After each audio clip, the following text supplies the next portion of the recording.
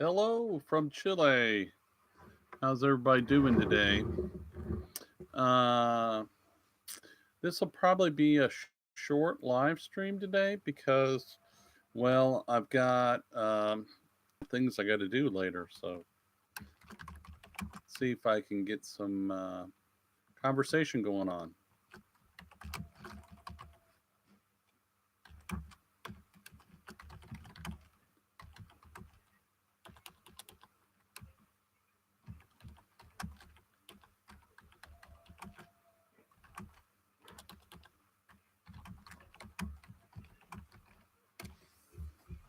Hello, there's somebody just came in. Good to see ya. Thanks, two people there. Hey, Jeremy, how's it going, Jerry? He wants some of Thomas's peanut butter. That boy is moving up in the world on the peanut butter there, Jeremy. He is going to have to buy a commercial grade peanut grinder.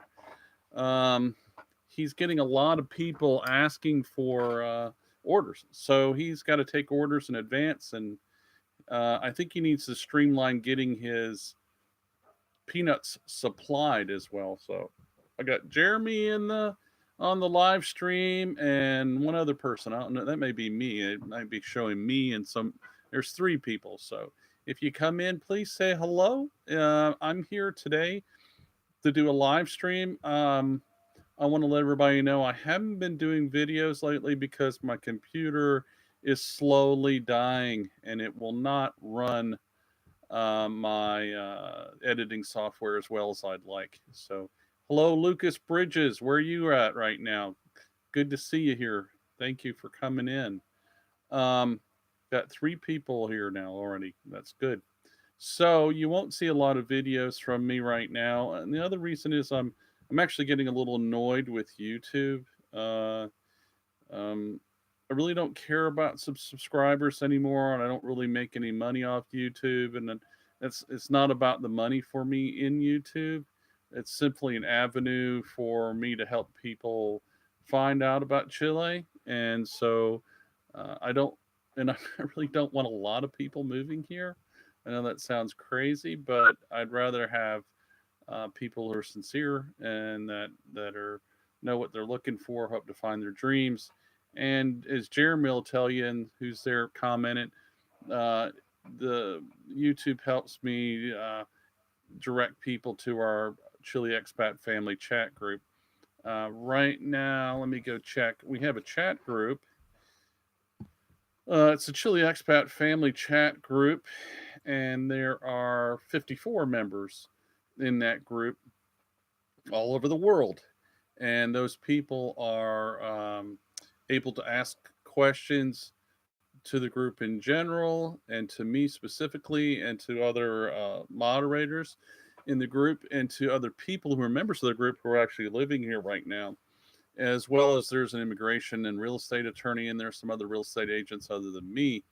So that's really a valuable tool. It's much more interactive than my YouTube channel is in that regard. So if you were interested in becoming a member of that group, there's a process. You have to make a donation. I don't say how much or how little, but you have to do make donations on a semi-regular basis. You don't get a bill or anything. I ask people to do it on their honor, and that's to help support the group and keep it running. Can everybody hear me okay?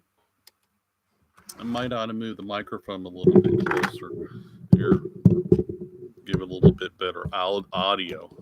Yeah. So the purpose of that group is to help people figure out if Chile's right or wrong for them, and it's because it's not right for everybody. I mean, there is no perfect place, but in either case, in that group, you can get your questions answered.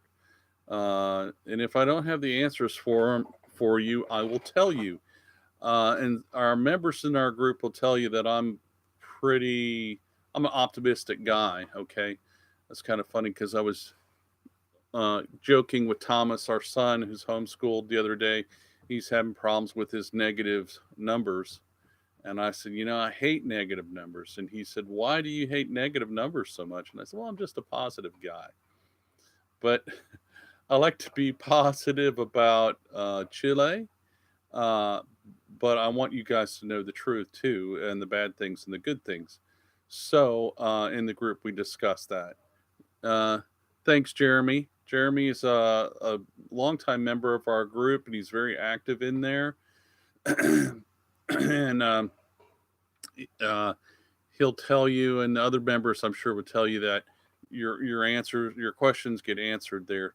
But today, right now, in this group, in this video, this live stream, I'm here to help answer your questions about Chile and do a little talk along here. Hello, Lucas Bridges, watching from Barcelona. Uh, yeah, I tried to give a little longer notice today on the live stream. So I tried to get it out this morning so you guys can know to be here if you wanted to be here or not. Again, for me, YouTube's not about how many subscribers I have. It's not about making money off YouTube. If you notice, this video is not monetized. I have not monetized any of my videos in the past year. Um, I don't think, I don't know, I'm being a little conspiratorial, but with all this, the COVID and whatever, it seems to me that the powers to be, especially YouTube, don't want you to leave your house, much less come to Chile if you think Chile is a better place for you or anywhere else in the world for that matter. It's become very difficult for international travelers to get about the world at this point, and so they really don't want that. Our churches in Chile back to normal? I haven't heard much about that lately. um, the Protestant churches are. Hello, Turgut. I can't say your last name. Yilmaz Turgut in Turkey. I have friends in Turkey. Jeremy, to answer your question, I know the Protestant churches are pretty much back to normal, but the Catholic churches are not. We have not been to church since 2019, and the doors are closed. They opened them recently, and you had to have the vaccination to go into church, and it's our personal choice not to do that. So um, uh, they have different stages of quarantine here: one, two, three, four. One being the strictest, four being the most free. And right now my little community that we're in just went back to phase two. So on the weekends it's restricted. It's a quarantine and you can't go to church. The doors are closed. But I don't think that's stopping the Protestant churches here at all. As a matter of fact, I know it's not. And but it does stop the Catholic churches because they're a little stupider. I'm Catholic, and us Catholics are kind of dumb, especially our bishops are really stupid, spineless little worms. And the government says, stand on your foot and your left foot and face east or west or whatever. Spin around 3 times. Okay, yeah, it's our overlords. We're going to do what we're told. So, 7 people in the room. If you're in the room, say hello, where you're from. I appreciate it. And ask your questions. Last year we talked on the phone. Yes, I remember that. How's it going? Uh, I think I told you I have very good friends. My hair's doing funky things back here. I have very good friends in Turkey from when I was in high school. They have been there forever. Just wonderful people. So, all right. Um, Anybody got any questions? Again, I'm going to keep saying that because we always got new people coming in. And thank you for the thumbs up from the 2 people who gave me the thumbs up. But I'm going to go ahead and tell you about what's going on here right now in Chile with us, anyways. And my channel's about being informed and helping you guys be informed about just the average person's life here in Chile. It's not particularly for entertainment, although I try to be as entertaining as I can. My wife tells me I'm funny all the time, but she's biased. So right now we're in coming into spring here in Chile. So we're preparing our little homestead for springtime. We plowed our front pasture. We have 2 pastures. I call them pastures. They're only 1 acre apiece, but that's all we got. And so I plowed the front one because it needed to be maintained and cleaned up, and it needed new grass put into it and be fertilized. and then in the fall, I moved all the animals to the other one, and in the fall, I'll rotate them back to the front and plow up the back one. So we've been doing that. We've been building and upgrading our fence lines, so that's coming along too. So Lucas, would you like? We would like other about what your current harvest is in terms of meat and vegetables. What's coming next? Oh, good question. Like to know about what we're doing as far as, okay, Lucas, what are we doing? We'd like to hear. Okay. Um, we have a greenhouse, a garden. Right now we have 6 sheep and 1 bull calf, steer actually. It's not a bull calf. I cut his little man things or boy things off there personally about 6 months ago, 5 months ago. And no, so the livestock are getting ready to go into the freezer. We have ducks, uh, geese, and cats and a dog. The greenhouse and the garden are right now are being overhauled, transitioning from wintertime to springtime.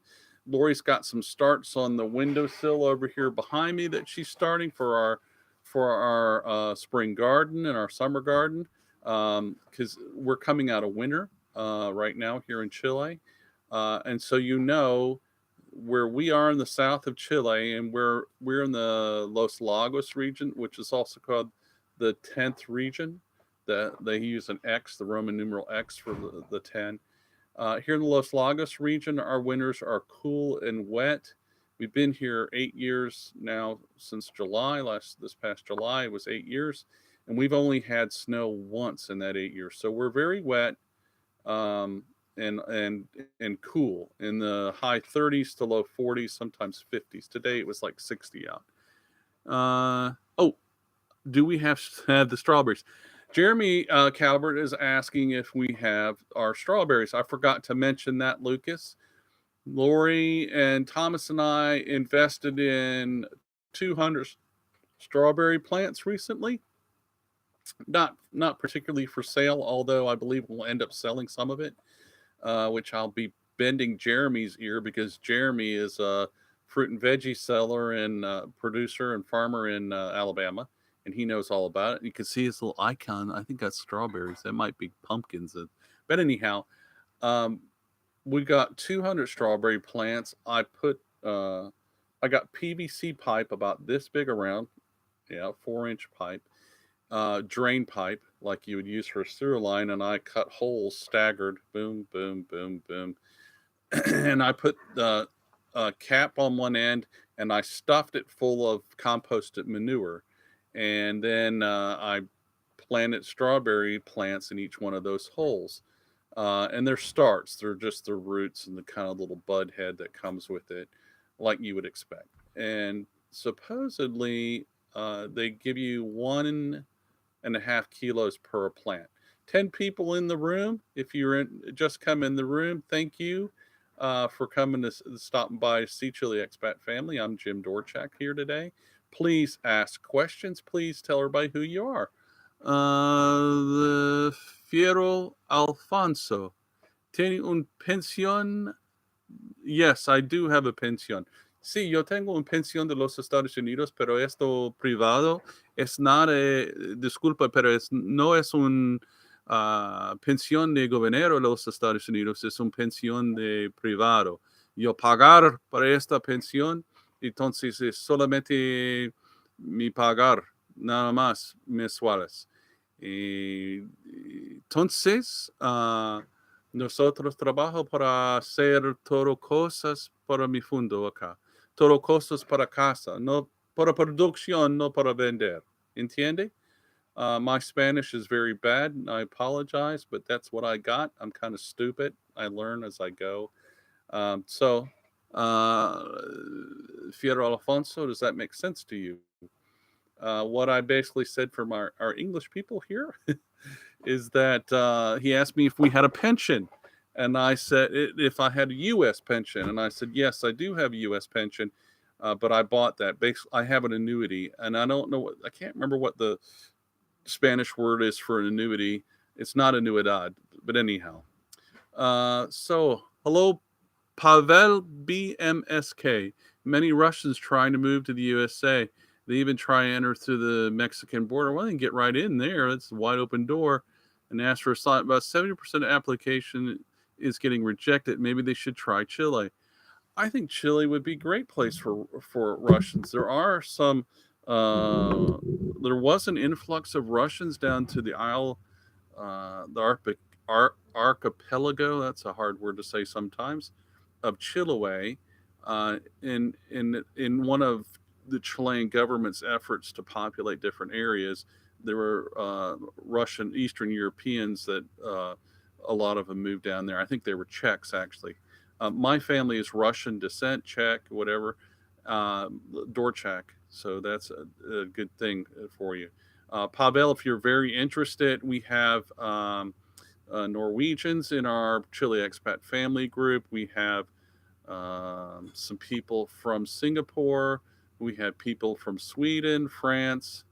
I can't remember. A bunch of people from the United States. They're all over the world that are in our Chile Expat family chat group. We'd love to have you in there. The process to that is you make a donation, you make the decision. You're expected to donate regularly on your honor, and then you get an interview by me to make sure that you're not crazy, because you have to be crazy to be in the group. And then if everything's good and I figure that you like me and I like you, then you go in the group, and then you have free run in there. And there's an attorney in there. There's people who are in the group that actually have moved here in the past year. So that's good too. Turgut asked me, is it raining enough hail to pierce the greenhouses? No, we do get hail, but it's not big hail. It's usually little tiny stuff, almost snowflake size. We get rain. You Depending on where you live in my area, if you're like in a valley or something, you're going to get between 6 and 8 feet of rain. I don't know how much that is in meters. Maybe somebody could do a little conversion. We get about 6, 7 feet of rain a year. Most of that is in the wintertime.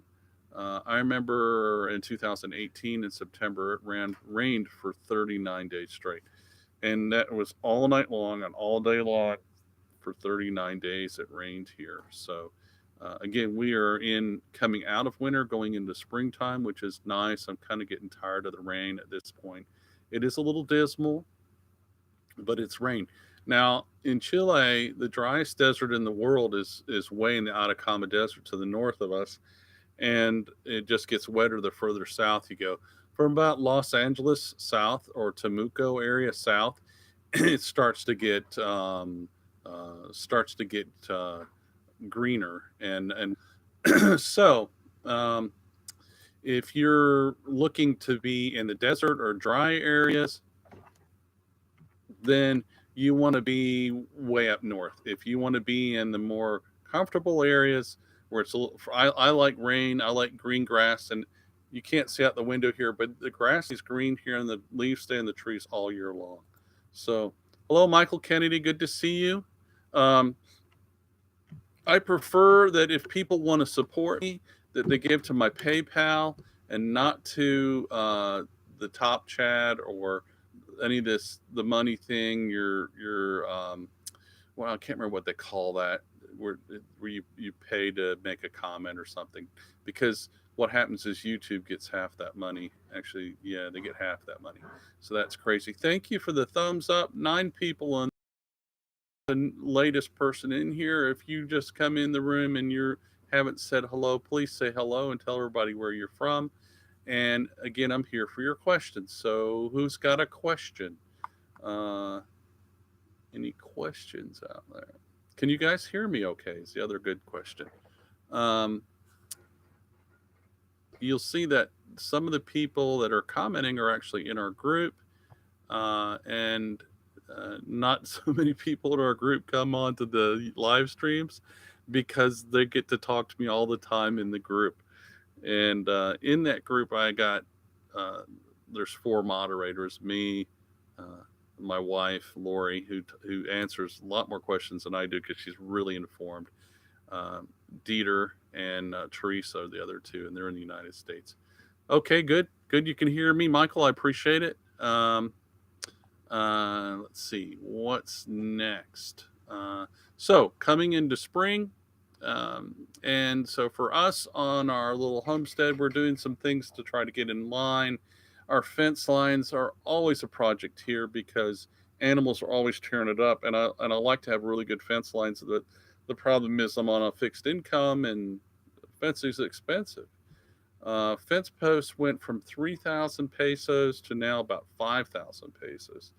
The exchange rate right now is pretty good though, but even then, that's still like it's like $6 a fence post. So my next project is to start making fence posts out of concrete, which is lasts longer. They don't rot. I don't have to replace them.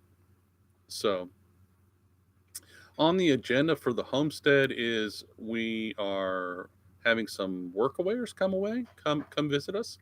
Workaway, I don't have the website, but it really is an awesome program where people come um, and they work for you, and you feed them and give them a free place to sleep, and give them an experience about how to learn about doing whatever you're doing.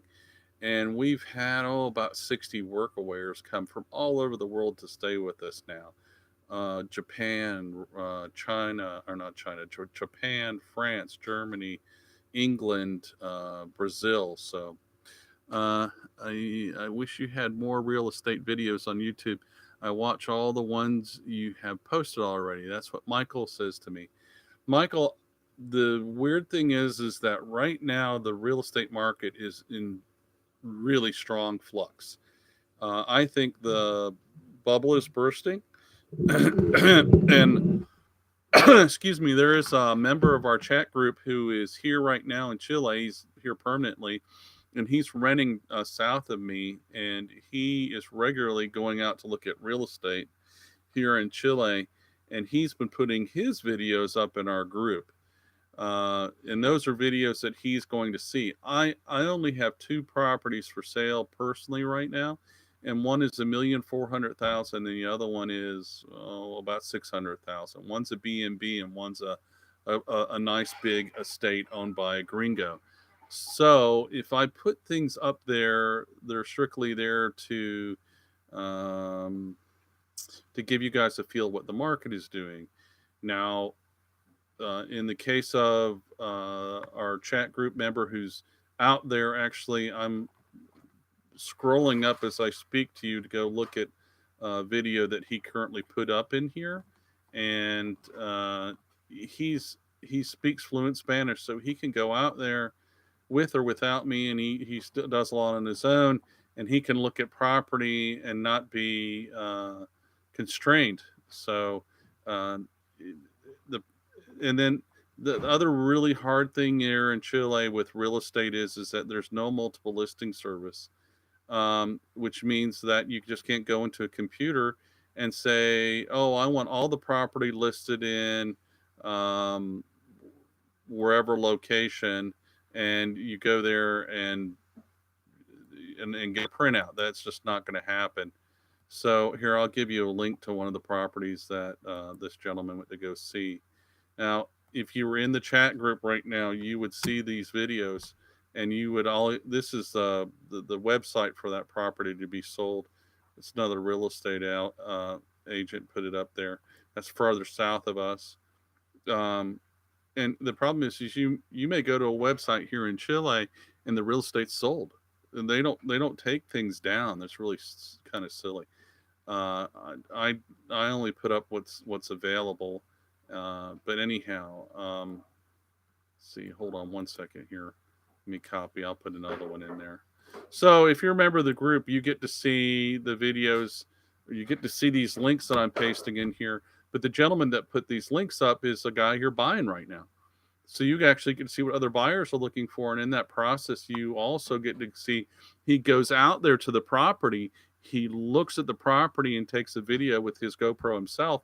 And he's putting those in our group too, because he doesn't particularly have a YouTube channel. And that is pretty nice to be helpful.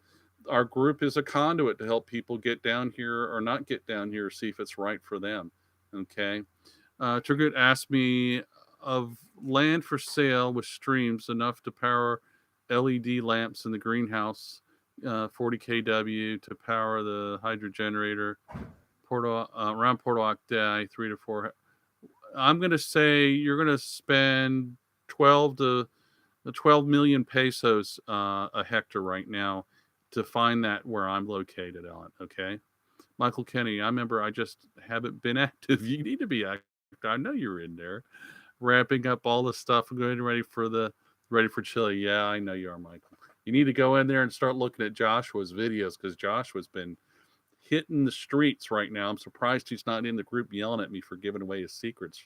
But Joshua has been going as far north, 3 hours north of us, but he's been looking around us a lot too.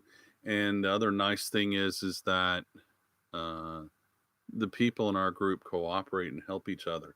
It's not just me. You're getting access to that resource as a bunch of people. So, for instance, one member of our group had a house that he was looking to rent. And another guy's in there too and saying, well, I'm here and I can't find a good rental. I'm moving out of the rental I'm in.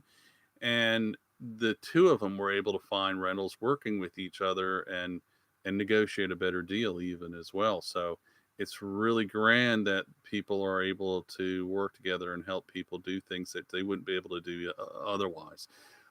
That's really what I like about our group is people helping people here. So still the only person looking for Punta Arenas. Yeah, I think you are. I know where you are. You're up there in cold land, and there's some people up there that down. I've never been there. Now we were talking about it the other day in the group about how windy and wet and cold it is, but God bless you. Yeah, so it's cold enough here for me right now in the 40s. I can't take the cold anymore. Um, okay. Questions. Any other questions? What questions do you have? The live stream video is driven by your questions. And there's no bad, but my link in here somewhere for PayPal. And if you want to make a donation, PayPal's the place to do it. There it is. PayPal me. I'll get that. Put that back in there. Do not make a donation through YouTube. They get enough of my money and your money, and I don't want to give it to them. If you want to help me out, I really appreciate all donations. And there's my PayPal link. And you'll see a picture of Lori Thomas and I in front of the farm. Okay, so we got workawayers coming. Our biggest chore right now is to get firewood. We are so out of firewood. We got firewood, it's green, and the I got to get ahead of the curve, and I haven't been able to do that because my back is so bad. I can't just bend down and pick up firewood. And I got piles of firewood down in the woods. I can cut it. I can do that, but to actually bend down and pick up logs, I can't do. So our workaways are going to come and help us pull firewood logs out of the woods. We're going to split all those up on our splitter machine, which is an awesome splitter, and fill up our lanier as quick as we can so that we can get ahead of the curve. We're doing that. We have a fence that got ripped down by the guy on the tractor. We have a young guy down the road from the Mapuche community came and did he disc harrowed our front pasture, and when he did, he ripped the gate out and the corner posts, both gate posts. I mean, and it was like that. I mean, I wish a dentist worked that fast. This guy just ripped them out, and I wasn't upset. The posts were kind of rotted, so I'm not putting him back till he's done disking because he's coming back here in a week or so. It's been so wet here that outside, if you could see out the window, there are not puddles out there right now, but this morning there were.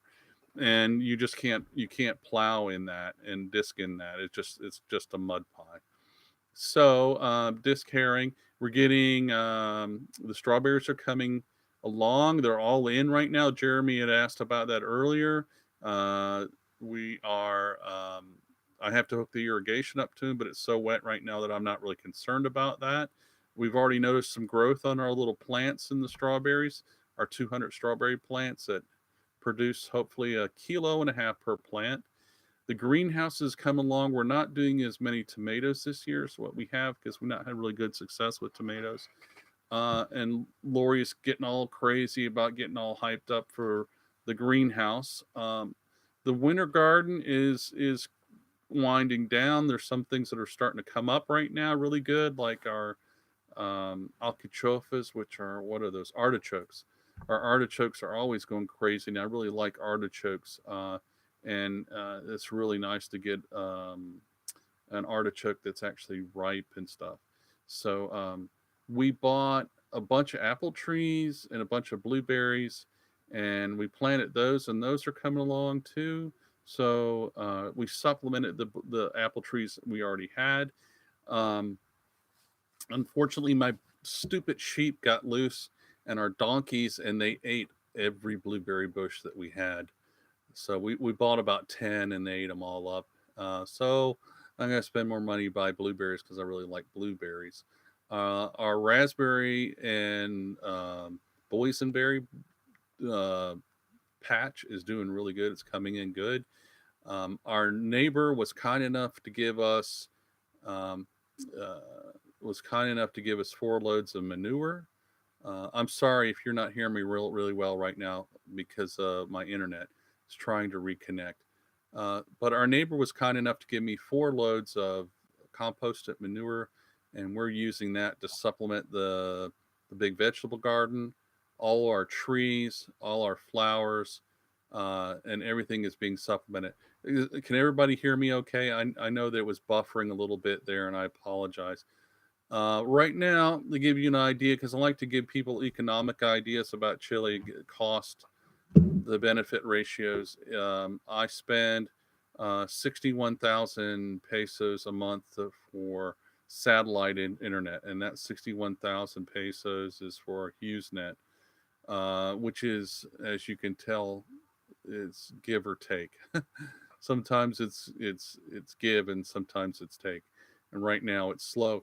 Um, and the good news is that in about 5 months, when my contract runs up with HughesNet, they have fiber optic is coming down the road in front of our house, and it's only 15,000 pesos right now. That's about $18 a month, and it screams. So we're really looking forward to that. Thank you for the thumbs up. Uh, Pavel asks, I'd like to ask, is it easy to start a business in Chile? Maybe you know. Yes, I do know. Like a computer repair shop. Man, you would knock it out of the park with a computer repair shop. Chileans do not know computers. You have to get your product in here, and that's expensive. But you're not any different than all the rest of the Chileans because they got to bring product from somewhere else.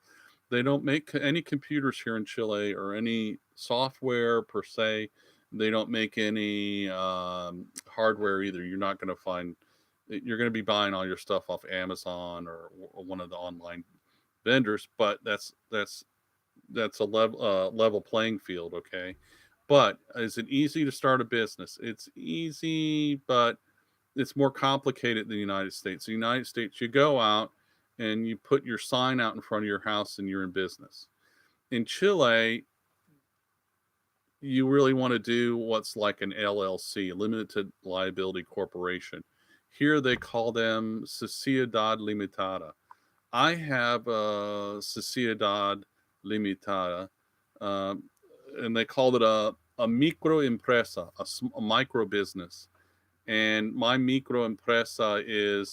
um, uh, my micro empresa is I have a barbecue sauce business, David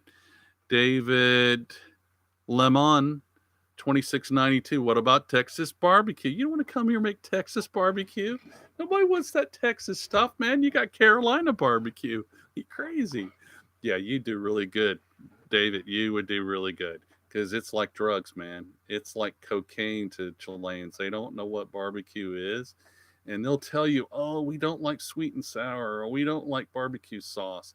But when they get a hold of it, it's like super glued to their hands. You can't get it away from them. You may not know, David, but I did um, I did a catering. I have a catering business here that I kind of stepped into in my barbecue sauce business.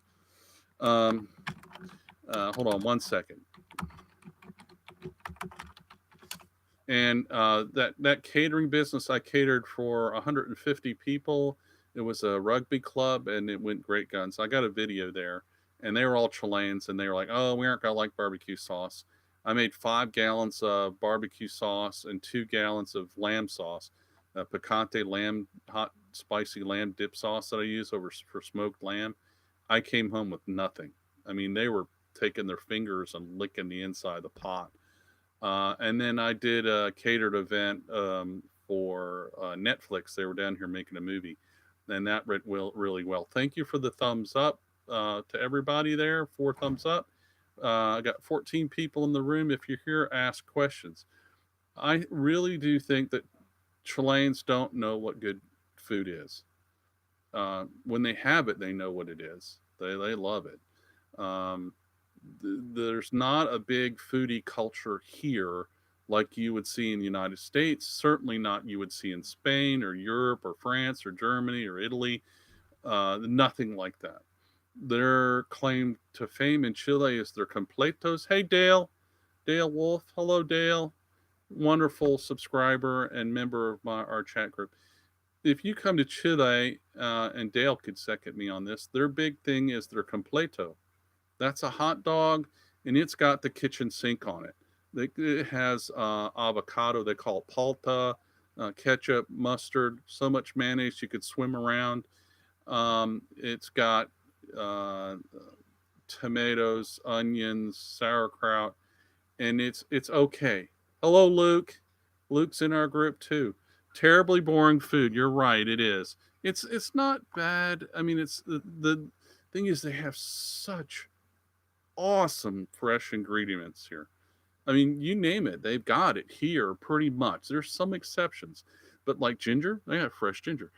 Onions, it's really their potatoes are awesome. Their tomatoes are outstanding. All their veggies are great. So you have really good things to cook with. Their salmon is great. Their pork and beef is okay. That's pretty good. You can get it, but they don't know what to do with it. And it was explained to me that's because uh, that the Basque settled here and they somehow they lost it. But there are a lot of Germans that settled in this area too. I mean, majority of the people in my area are Germans, and there's a heavy German population in the south of Chile, especially. So you go in a restaurant here, and the menus are still in German, and the names on the restaurants are German names. Um, Hotel Haas is in Oktai. It's a German hotel, and it's run by Germans. So they look Chilean, but their family was German. Because this we're talking 200 years, so there's been lots of intermingling there too. Okay, wonderful people, wonderful food. They do have some good foods, and I'll tell you about them. One is like a stew, and I can't remember what it's called. It's like a soup sort of stew thing that they do with chicken, and they'll do sometimes with pork, and it's got potatoes. Really good. I like that. It's great. It's great cold, wet weather food. They have empanadas, and their empanadas are okay. They call them empanada de horno. That means they're baked. They're not fried empanadas. They aren't real spicy. They don't have green chili sauce to put on them or anything like that. They have a thing called perejil, which is tomato spice kind of relish that you can fresh relish, but even that's not real spicy. They have lamb that they cook here on a spit, which is really good. They do not spice the lamb other than salt and pepper, and that's it. Um, and let's see what else they have. And they have a thing called curanto. Curanto is a seafood thing that they cook in the ground, kind of like a luau, but without the spices and the difference. And they'll cover it with big leaves and coals, and they put clams and mussels in there, and they'll put in these little cakes that they make, which are kind of dough grease pork kind of goody with potato cakes in there, and those are all cooked in that big pile, and you're kind of pulling through it, kind of like a low country boil. or like a crab boil that you would do. Hey, Teresa. Teresa's in Alabama. Teresa's in our group too. So Coranto is the other meal that they do have here. And I like Coranto, but it's just they don't use the spices like you and I use. My example is when I cooked for the rugby club, 150 people, they had a farm worker that was helping me, and he was in charge of doing the rotisserie for the lamb because they do that all the time. They get hungry. Oh, there's a lamb. Let's eat. And it's really just like that too, you know. And and I said, okay, well, we need to put, garlic powder, paprika, salt, pepper, and then I rubbed the lamb with balsamic vinegar in and out in the gut and all that stuff, and maybe a little rosemary on it. He about kicked me into the fire. He said, "We do not do that. That's." And there was another guy there, and he says, "Well, look, Jim's the chef, and what he says goes." And the guy's a nice guy. He came up to me. He wasn't being mean or anything. He just thought I was bastardizing their food. And afterwards, he says, "We don't do that." He's before you. And afterwards, he came up and he said, "I want to apologize to you." He says, "I've never had lamb that good," and which was really a big thing because he's not a guy that easily apologizes. So, Frank Smith, hello. Is there lots of Palestinians in Chile? Yes. Also, you must support hydro dams in Patagonia, please. Okay. There are lots of Palestinians in Chile. In fact, the largest Palestinian community or population outside Palestine, if there's such a place, as there's a place outside the Middle East, is here in Chile. So there are a lot of Palestinians here. There are not a lot of Muslims here, though. So it's a really interesting thing. My neighbor down the road, if you met her, you wouldn't know she's Palestinian. She's rarely here. She owns 5,000-acre farms here in Chile. Her family does, and her workers all thought she was a Muslim, and because she wouldn't eat pork, and turns out she's a vegetarian. She doesn't eat any meat, and pork has nothing to do with it. So it was really kind of humorous. But she explained to me that there's a lot of Palestinians here. Uh, David Lemon, yeah. What do they do for hobbies? Americans like food, hot rods, guns, sports, etc. They do a lot of fishing here. Everybody's fishing everywhere. Um, they go to the beach a lot. There's Lori in the background. What do they do for hobbies here, Lori? Oh, horseback riding is really big. Racing horses is really big. Um, uh, they have this thing that's called rodeo, but it's not the rodeo like you guys know it's rodeo. Go in online to YouTube and type in Chilean rodeo, and it comes up, and you can see how they do it. It's more like a gaucho style rodeo. It's really pretty interesting, and they have competitions for that. Um, they they love to go hiking in the mountains. There's nobody here, so you go and you go camping. They get horses and they go trekking up into the mountains for a week or a weekend.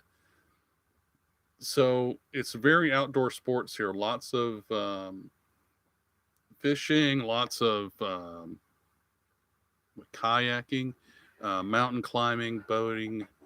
Boating's not as big as I thought it would be. I mean, there's a big lake over about here by us, the Yanquiwe. It's like 25 miles long or something, and by 20 miles, and it's huge, and it's like 5,000 foot deep lake, and you would expect that to be covered with boats, and it's not. It rarely is. So in either case, that's kind of the thing they do. Uh, yeah, yeah, that's what they do. They do go to the beach here. There's big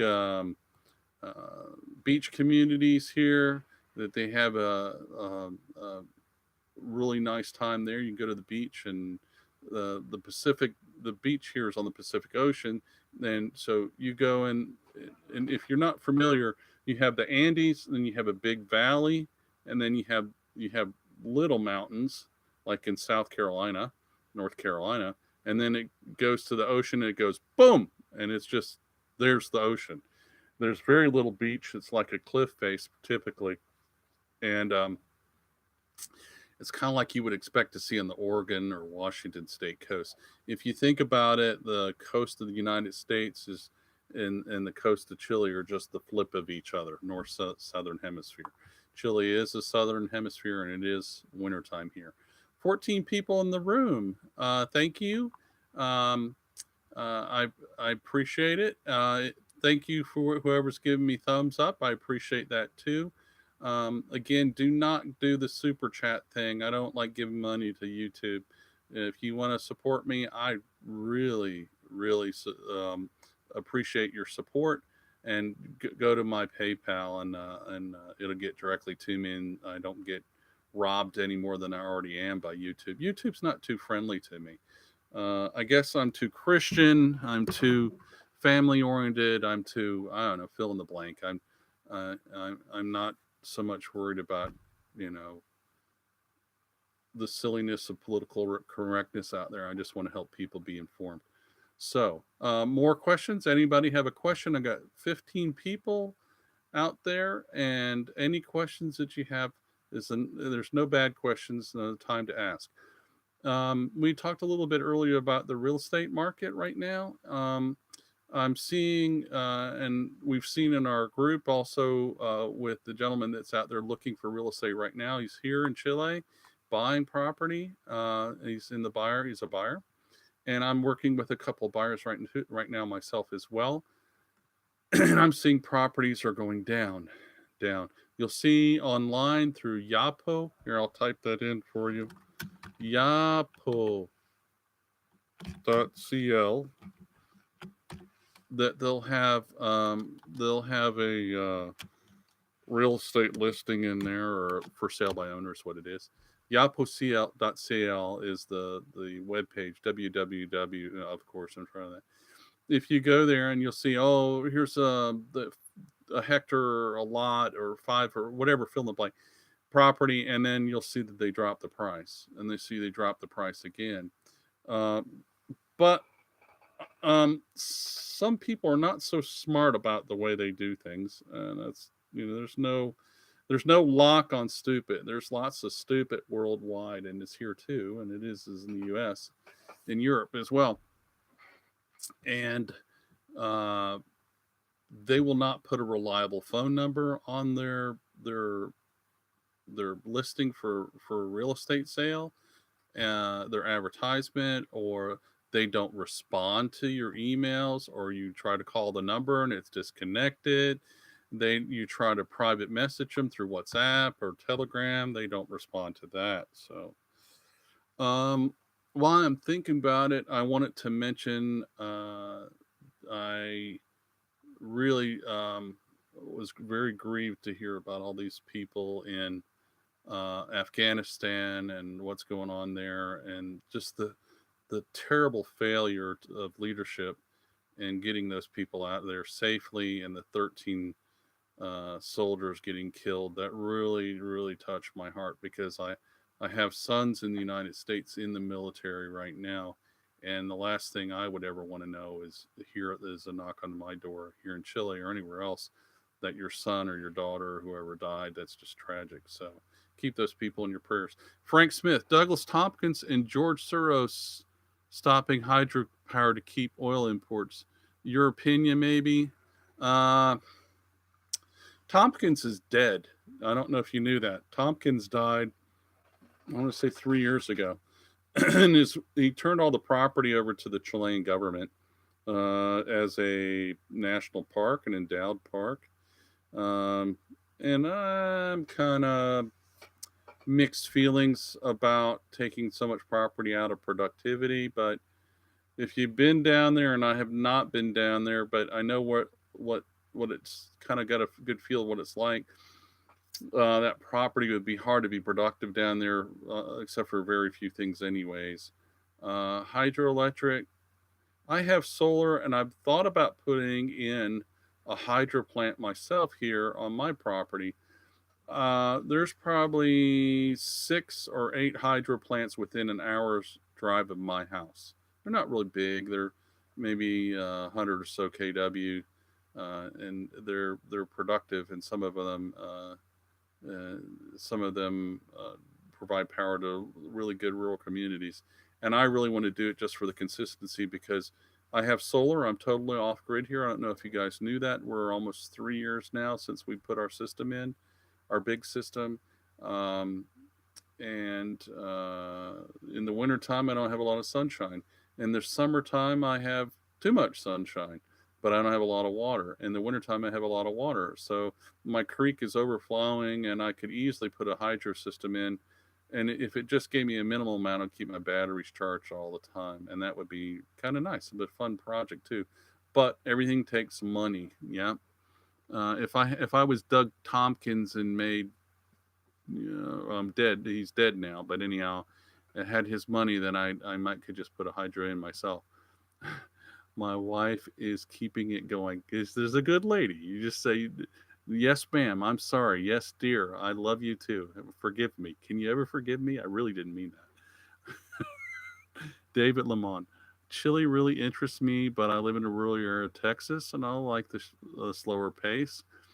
How does a person go about making a living in a rural area? The barbecue is a fun idea, but it's uh, seems like it might only go well in the city. No, it'd do really well in the country too. There's lots of small towns around, and you just small town to small town, all the farm workers. Man, if you did a meat and three here, David, did a Mexican restaurant, yeah, man, I would do it. I don't want to work that hard. Okay. Chile is a country of opportunity. There's very little competition. Very little competition.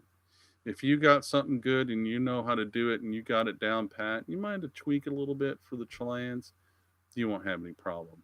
Good restaurant here does really well.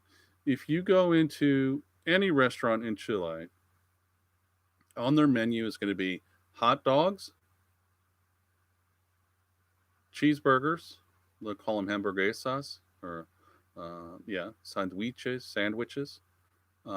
They don't do BLTs because they have miserable bacon. I make my own bacon. If you could do a BLT here, oh man, you'd just be a rich man. Um, they don't do fried chicken. They love fried chicken. If you go to the mall in Portamont, there is a McDonald's inside the mall and a fried chicken, Kentucky Fried Chicken, and I think a Pizza Hut too. None of those have drive-through windows here. Santiago is now getting drive-through, and there may be in some of the bigger cities way in the north some drive-through, but you can't go get a hamburger. If Lori and I don't feel like cooking tonight, we can't call out for pizza or Chinese. I can call, hey Thomas, go make some fried rice. You got to make your own.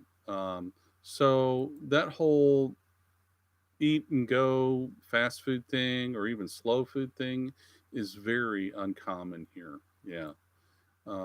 They do have restaurants, and most of them in the towns, but there's some restaurants that are, I call them destination restaurants. They're on the main roads and they're always packed. The good ones, I have a friend that owns a really big one over the hill from us.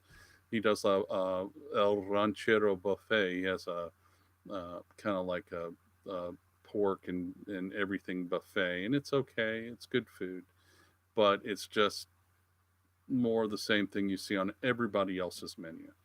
If you walked into a restaurant here and saw lasagna, I'd fall over. Or spaghetti and meatballs, I would fall over. If you walked in there and they had chimichangas, I'd fall over. If they had, uh, let's say on Wednesdays they did chicken and dumplings, they don't have that. I know what dumplings are. They just don't. Um, how about dirt work, welding, etc.? Excellent, excellent job too. If you can move dirt here, if you're a heavy equipment operator, you want to go make that investment. You can make a living here. Welding. I got a guy who's a Mennonite, does my fabrication, which reminds me a little story here. I always have my little stories. And he was here last week. He's been here twice in the past 2 weeks. I have a 750-liter water tank behind me in our bedroom there, and I call it a hot water tank, and it's just a storage tank. It doesn't make anything; just holds the hot water that comes off of our wood stove, which is our kitchen cook stove. We have a really cool hot water system and heating in our house. It's awesome. Not cool, it's hot. Well, my I had $1,000 tank that I had that which was 400 liters, 250 liters, yeah, and it rusted, and it was stainless steel, and the guy sold me it wasn't pure stainless steel, and I got ripped off. Okay, so I had to buy a new tank.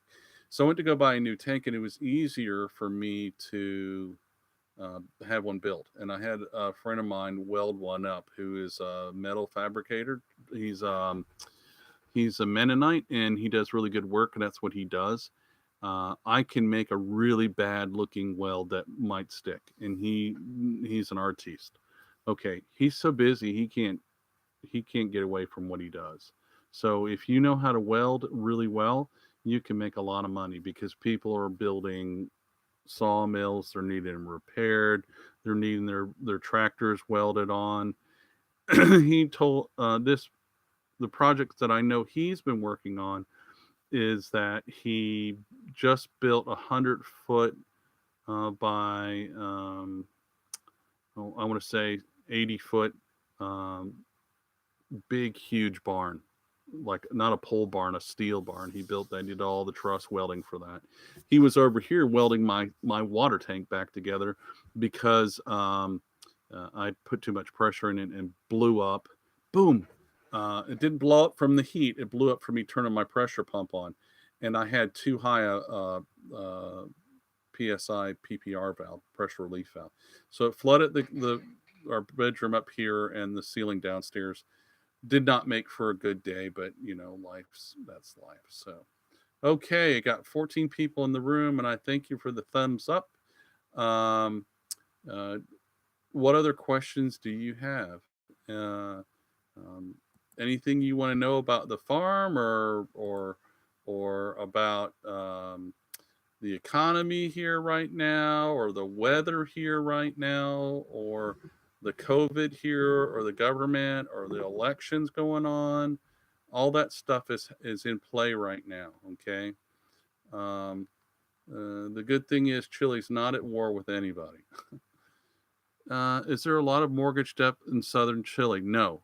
Also, Tompkins' wife is introducing extinct deer species to the Patagonia area with trackers. I love KFC. Yeah, you could probably put KFC out of business here, Frank. Wouldn't be hard. Um, I there's a Mexican guy, I don't know him, that owns like a 2,000 acre farm south of us near Ensenada. He's got red deer that he raises there, so they brought in quite a bit of deer. She's not the only one, and they're raising those deer for I don't know, for meat and hunting or whatever. I've not been hunting down there, but I know a guy that manages the farm. So they're more this whole mortgage thing, okay? Uh, and for those of you who do not know, for 23, 25 years, I have my own real estate business in South Carolina. I was a commercial, industrial, and residential real estate appraiser, broker, and developer. So that's my forte, and I was also a commercial pilot as well. Um, there's not. This is a new phenomenon in Chile. Most people in Chile that traditionally have had mortgages uh, didn't need to get a mortgage. Okay, and it's a big scam in the United States. People don't understand what a scam it is, in my opinion. Okay, I don't have a mortgage here. Okay, but anyhow, I think it really enslaves you. Uh, so it's a new thing that's come here. The banks in Chile finally discovered that, and they're making loans to people on houses. But there are a lot of people that have money that it comes magically out of the woodwork somehow, and they're able to buy lots or houses or whatever. I would not sell my house to anybody that wanted a mortgage here because um, if you try to do that, they play the games with the bank. The bank doesn't approve it because it needs a new water pump, it needs a new water purification, it needs this, it needs that, and that's not about the property. That's about the bank not wanting to make the loan to the buyer typically, and you as the seller could spend a lot of money trying to sell a property that's perfectly marketable to somebody with cash. So don't get tied up with somebody with a mortgage here. Um, Dale says, Jim, Dale Wolf says, would they allow the introduction of species such as bison? I don't know that. They might. I don't know. They may even have them here. Somebody needs to Google that while I'm talking and check. The climate and graze seems to be ideal in southern Chile for bison. Yeah, that really would be, and that'd be a good beef producer or bison producer too, meat producer. Bison are pretty mean though; they'll kill you. Uh, I grew up on a beef farm. I never had any bison, but I've been around them, and they will stomp you in the ground. And Dale, I thought about importing Gloucester Old Spot pigs here, and um, of course Chileans say, "Oh, it can't be done. It can't be done. It can't be done." Yeah, it can be done. I just don't have that much money, and a lot of other people might, and so that's the opportunity there. Yeah, but bison ranching, I think, would be a really cool thing. Yeah, mortgages force prices higher, so as one has to get a mortgage. Yeah, they do. It kind of takes it puts three people into a negotiation where there should only be two. You end up negotiating with the bank as a seller. I don't do that. I'm not going to sell my property when I die. I tell Lori, don't sell to anybody that wants a mortgage, and she's smart enough to do that because she was an appraiser as well. Helped me run my business all these years, and we do real estate here, obviously too. So I don't. Yeah. David Lemon. How about healthcare? I love healthcare here. My wife is a nursing practitioner. Do you think there's a license transfer over? I don't. PayPal link is dead. My PayPal link is dead. Let me try this again here. Hold on one second. Um, I'm sorry, Marsgate. Let me make sure I get the right thing here, and then I got it. I don't think there's a transfer over, and I have not tried that. I know other people that have tried, but you're light years ahead.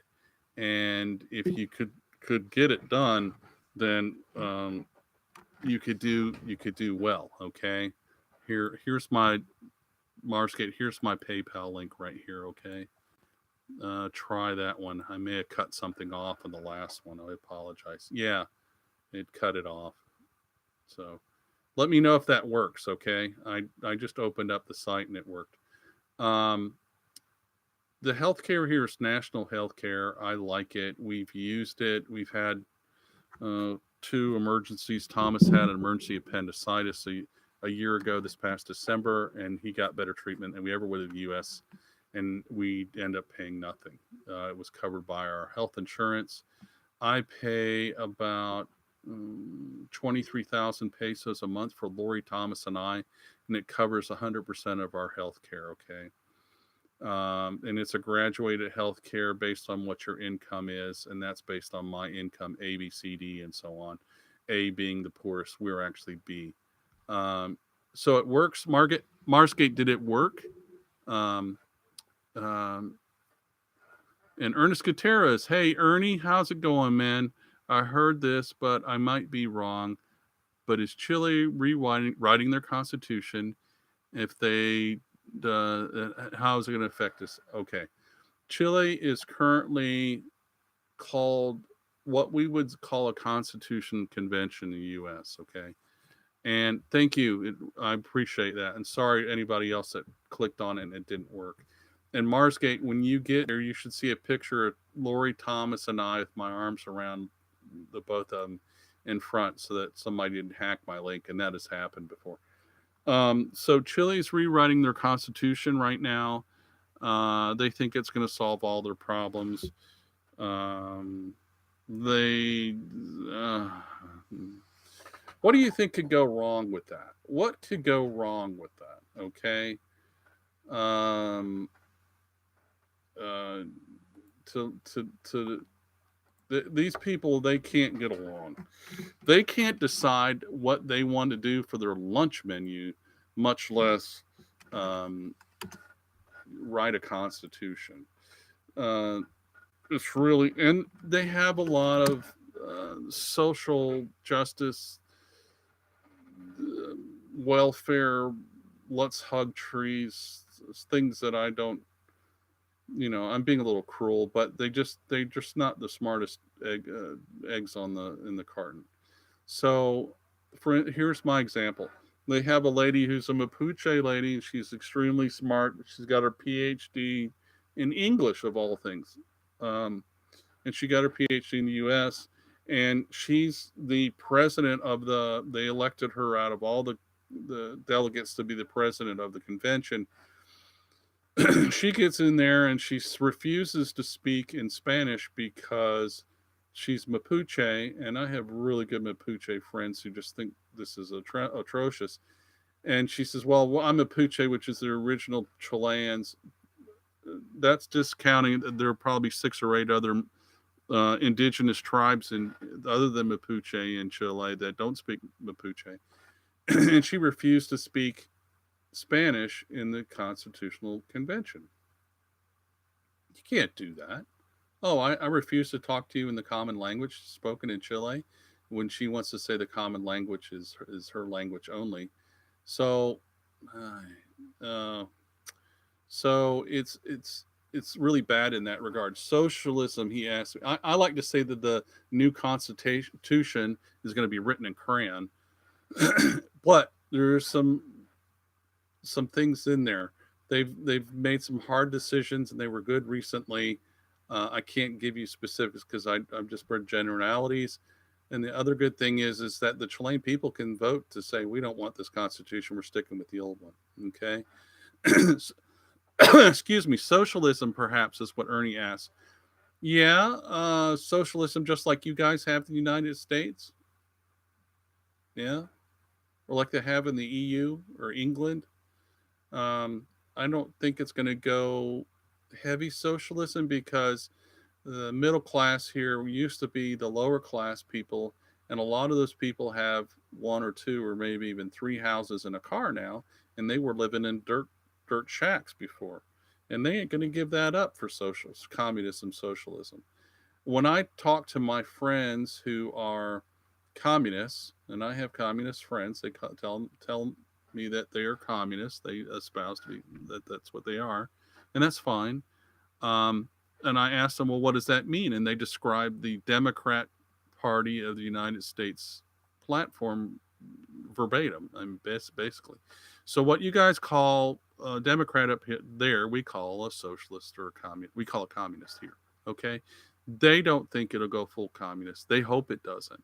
They don't want it to. They don't want Venezuela. They don't want Cuba. So Dale Wolf asked, quick question for Lori. What would be the equivalent climate zone in Los Lagos region to the US? I got to ask her in the other room. Let me yell for her. Hold on a second.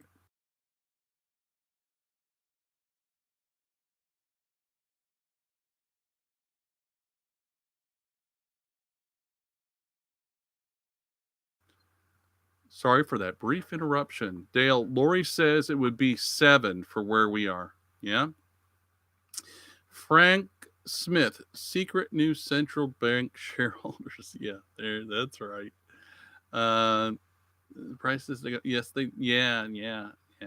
I worry about those people coming in and buying up everything, like Bill Gates is buying up all the farmland in the U.S. Yeah, Chileans are kind of not so happy about that in many regards. Rightfully so. When Doug Tompkins came in and opened, he bought a quarter of the country of Chile and way in the south in the sticks.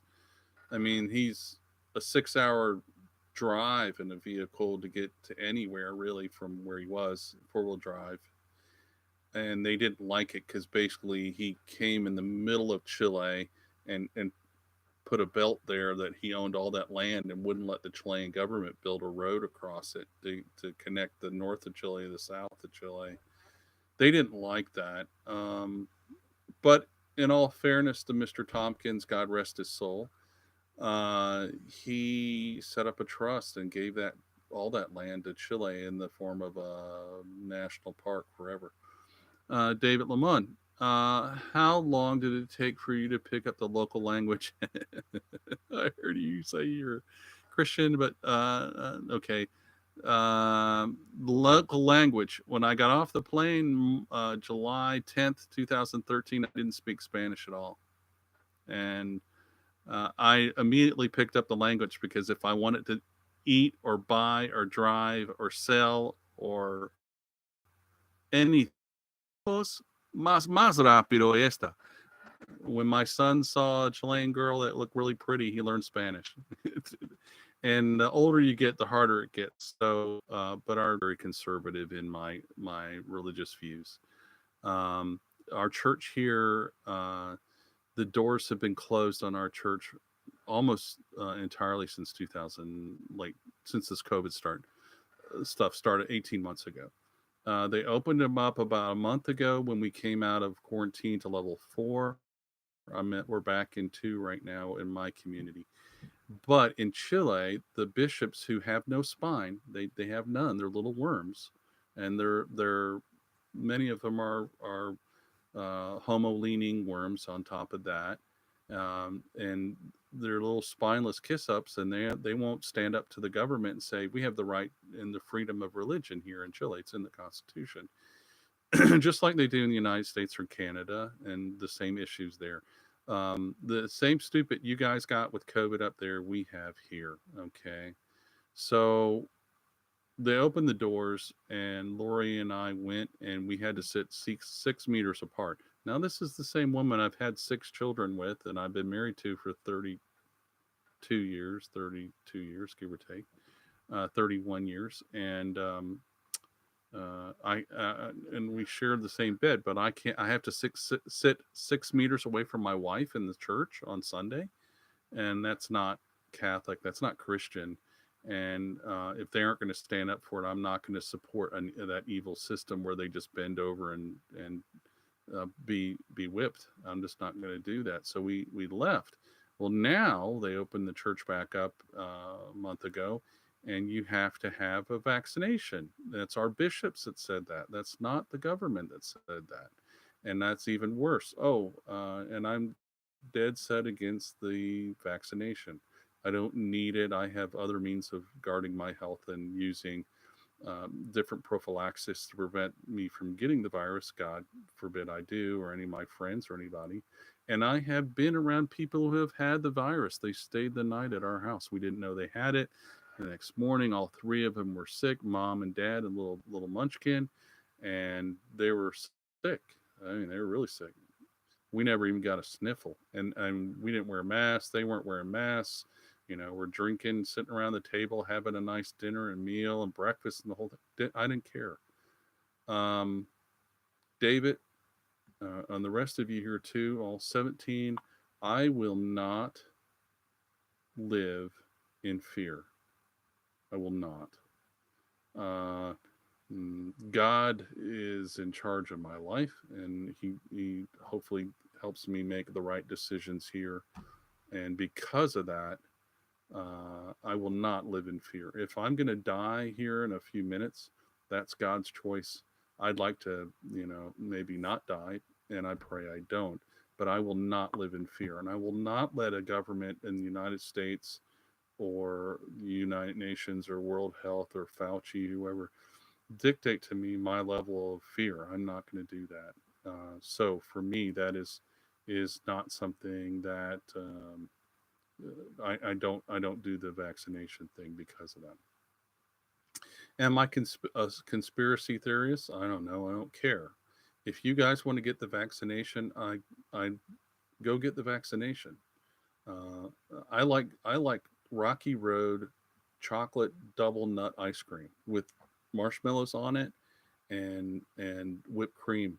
Okay, if you don't like that, you just like plain vanilla ice cream or maybe a sherbet. That's fine. I don't care, and it doesn't affect me in any way if you choose to get the vaccine and I don't get the vaccine. That's your God-given right. Okay, you do what you need to do for you.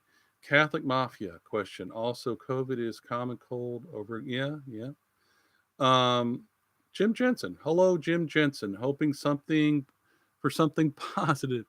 Enjoy your focus. Here uh, comes my enjoy your focus. Here comes my unsubscribe. I didn't get that. Um, Marsgate, no jabs for you either. You know, it's not about I'm no jab or jab. I have had, I want to say 30 vaccinations in my life. Yeah, because I was in the United States Navy submarine service, and we got boosters every year for polio, diphtheria, yellow fever, on and on and on and on. So I'm not anti-vaxxer. I'm just not this vaxxer. I don't like being whipped into shape, for a lack of a better term. Hoping for something positive. Okay, well, I guess he unsubscribed. Here comes my unsubscribe. Okay, Jim Jensen. Um, this my channel's not for everybody, and I don't really care how many subscribers I have. I don't. I really don't want more people coming to Chile. I want the right people to come to Chile, and I want you to be informed about what your choices are here. Okay, so you don't make a bad decision, because we have had people that just showed up here and said, "Hey, I'm in Chile. I wanted to move here," and they never did any research and they left, and they left real disappointed and a lot poor. Okay, so all right, sorry to get so serious there. I didn't mean to, and it's not about that. But I mean, the fact is that it's your body, your choice. Uh, it's not about I like the jab or I don't like the jab. For me, it's not right. For you, it's right. That's fine. I don't care. Um, so anyhow, 20 people in the room right now, in the chat, in the live stream today in YouTube. I'm here to help answer your questions about Chile. If you have any questions, does anybody have any questions about our Chile Expat Family chat group? You want to know about the weather? You want to know about politics here? Excuse me. Do you want to know about what we're doing on the farm? Uh, Anything. Step forward and ask, and I appreciate it. And thank you for the thumbs up for the people that are here. Let's see. So, answering questions. Yes, I try to be as much an open book as I can, David. And David says, "Thank you for being so honest and helpful in answering questions."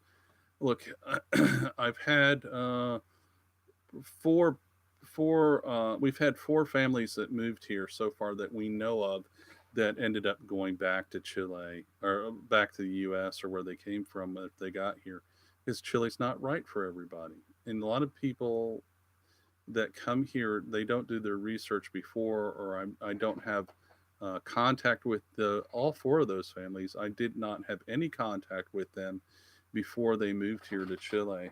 So they came here and said, "Hey Jim, I saw your YouTube channel. I'm here in Chile. I need your help." And I'm like, "You what? And who are you?" And then it was a big scramble to help me to help them. And I didn't get compensated for that, but I help people, help them find a place, help them get food, help them get a car, help them get emergency health care, help them get regular health care, help them get emergency dental work, help them get they're on the side of the road and they're broke down and they don't speak Spanish or whatever. Fill in the blank. When you come here to Chile as an immigrant or a visitor, life doesn't stop. I mean, you continue to live the life that you lived in the US, but here in a different language. Okay. So it's not Disney World here. People get up every day in Chile and they go to work. Okay. The guys next door on the farms around us, that's all dairy farms, they get up every day and they milk the cows at 3 in the morning. And they'll be out there at 3 in the afternoon today milking too, which they're there right now milking cows. It's life and it keeps going. And there are problems. There's people that work and pay their bills, and there's people that die here, and there's people that are born here every day too. So it's just the same in many regards. And you can't come here expecting that it's going to be all roses and flowers. It's just not. It's life, but it's different. But the grandest thing I will say, and I want to be positive about that, is that here in Chile, it's so beautiful that you don't want to leave once you get here. It's so beautiful. Yeah. Frank Smith, is there a strict zoning near cities? They have a different zoning in Chile, and I want to say no.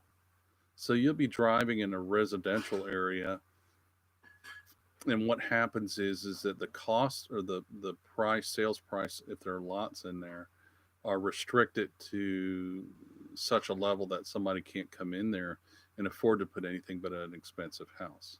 It's, it leads back to the appraisal analysis of highest and best use. Okay, so I want to say no. There are not strict zoning in the cities. There are exceptions to that rule, and I'm not an expert on Chilean cities other than I don't like them. That's my expertise there. Frank, I don't like cities. I'm not a city fan.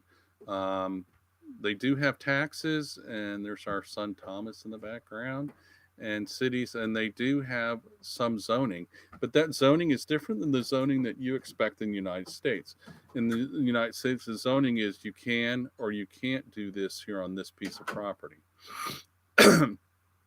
In Chile, the zoning is you can do whatever you want on your property, but you got to pay the taxes. If it's zoned residential, you got to pay residential. And if you zone commercial, you got to pay the commercial. That's how they do that. Okay, and so it's a different type of zoning. Um, how are the vehicles on the roads? The road in front of my house is a gravel road, and I like it that way. It keeps the tourists away. A gravel road a day keeps the tourist away.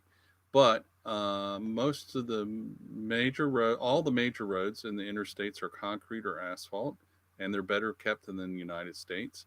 And the secondary roads are all concrete or asphalt, and they're kept very well too. And the signage here is excellent.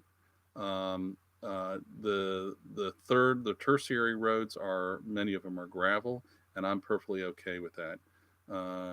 There's some issues with gravel. It's dust in the summer and it's mud in the winter. So vehicles, they have every vehicle that you have in the United States plus some. You have a lot of Chinese vehicles here. They have a lot of French and German vehicles here. They have Korean vehicles that I've never heard of.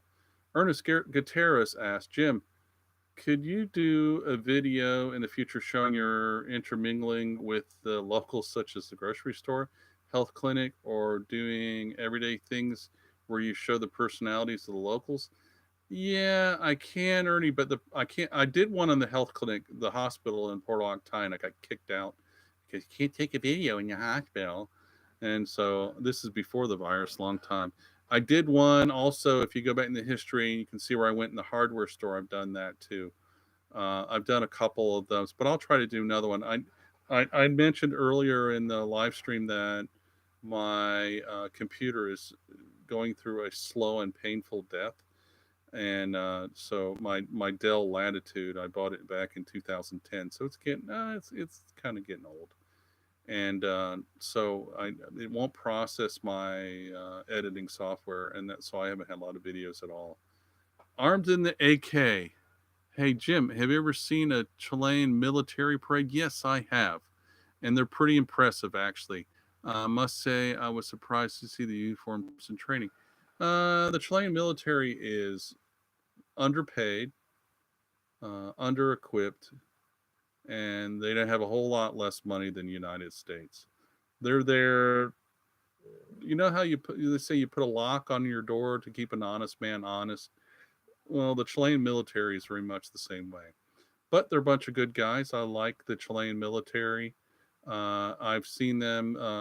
The 18th of September is the Fiesta Patri, so the fiesta of the fiesta of their family's history, their heritage, and they usually have a military parade at every little town. Jeremy asks, you did a video on Audi fruit. Yeah, I did. And when you got your car inspected, I did those. Yeah, those were pretty good videos of the locals, and they're pretty receptive to me coming there too. Thanks for reminding me of that, Jeremy. So Ernest, go look up those two on my channel, the ADI fruit, and the car inspection. Susan Aravena. Hello from the USA.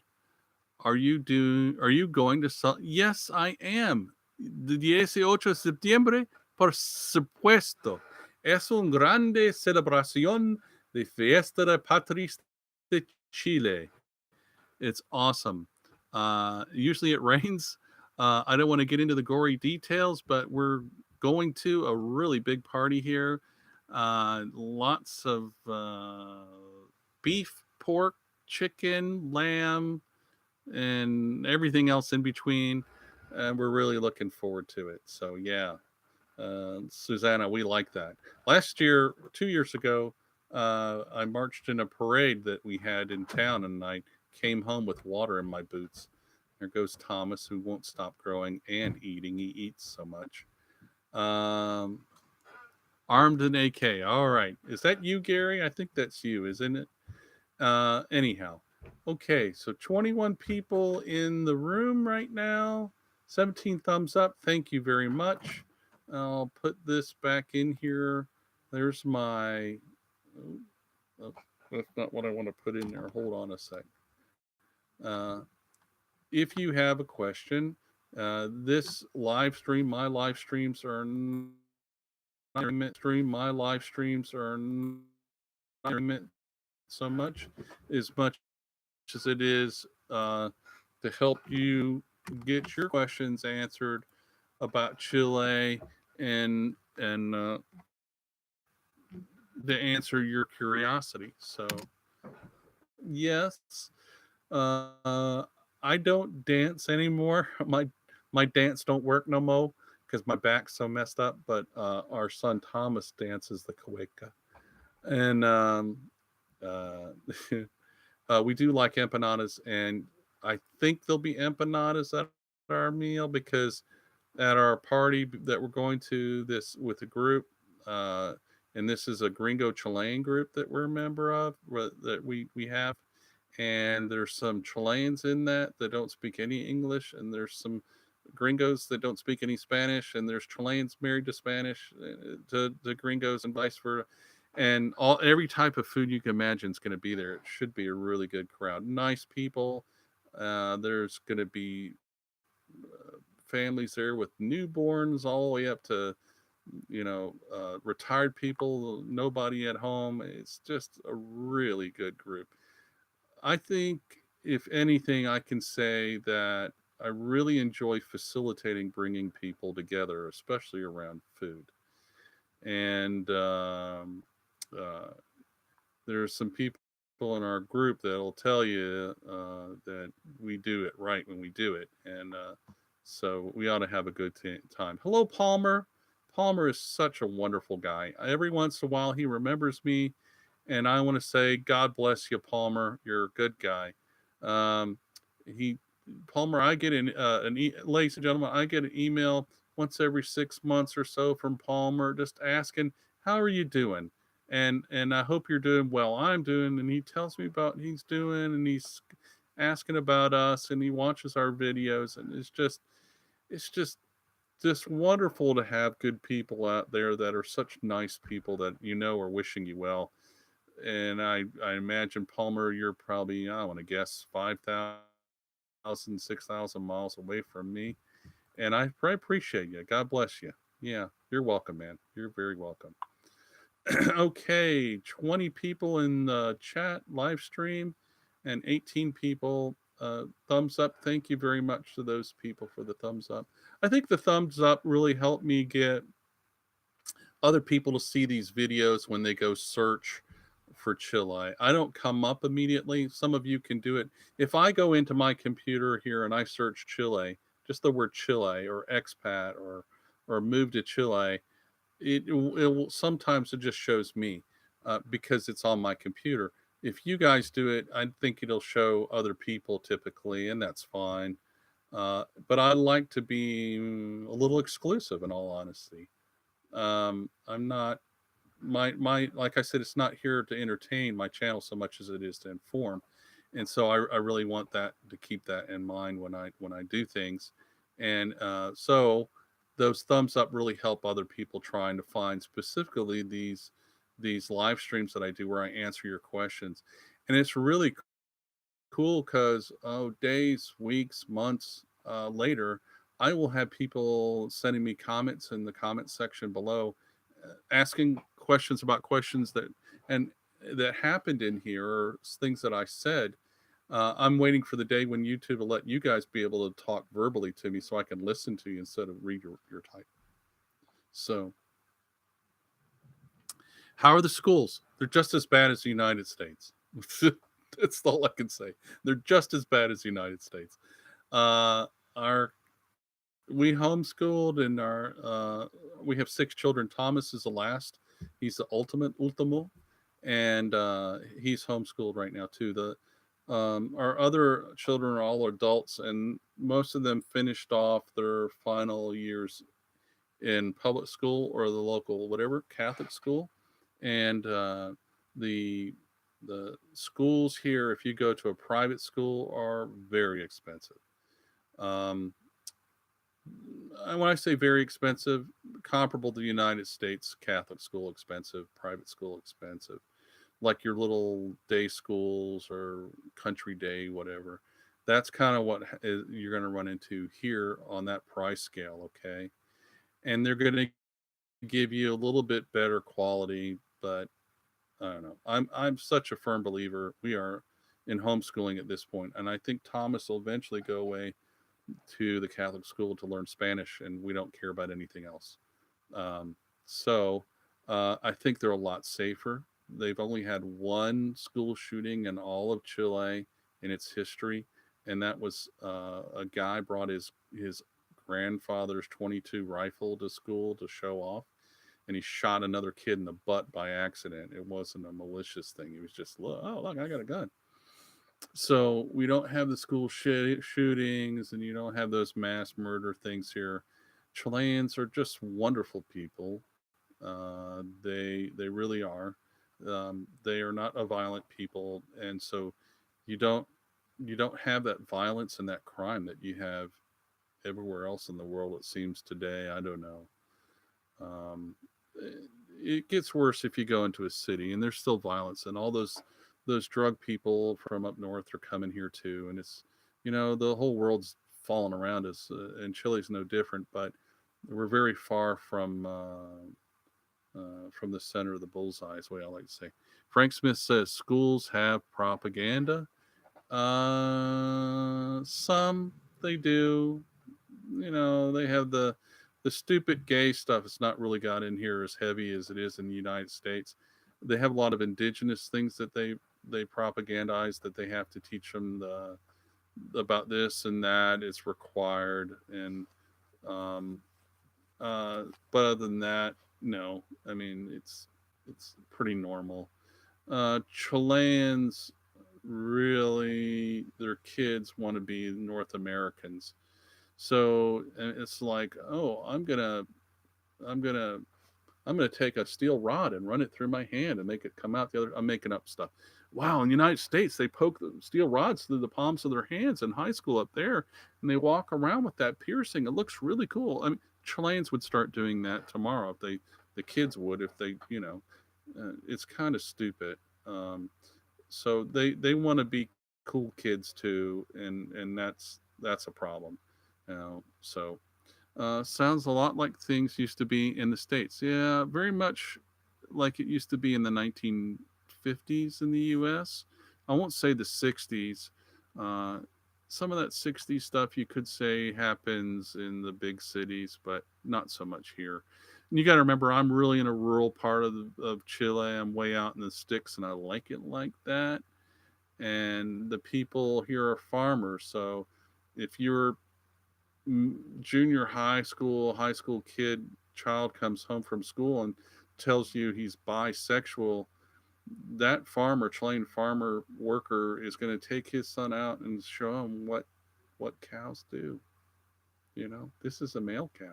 He's got, you know, this is a female, and there ain't nothing bi about that. God didn't make them that way. Okay, smack. It's kind of funny. They aren't mean to the people that are kind of loony, but they're not stupid about things either. They don't deny reality here in Chile, and Chile is very, very, I'll put another very, very family oriented. Um, Pregnant women get to the front of the line in grocery stores, parking with babies, old people. There's not a lot of nursing homes. That speaks volumes about volumes about the Chilean culture. They love their old people. They really do. And it's different because you go to the United States, and I used to appraise nursing homes. I did quite a few in South Carolina. I probably did 40 of them. And you go there, and it's like a place they go to die. And here, grandma and grandpa are there, and the kids are with them, and they're going shopping, and maybe they're in a wheelchair, maybe they're in a walker, maybe they're fine. It does, but those grandkids are there with them, and the kids are there with them too. And you see them walking, grandma and grandpa, down the road with grocery stores, and they'll have a 3 or 4 year old holding on their hand.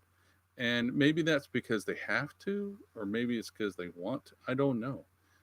But it, it it having to have to a lot of times makes things the way God meant for it to be. Okay, nobody said life was fair, but Chile is very family oriented, and they love their kids. They dote over their kids, sometimes to an extreme.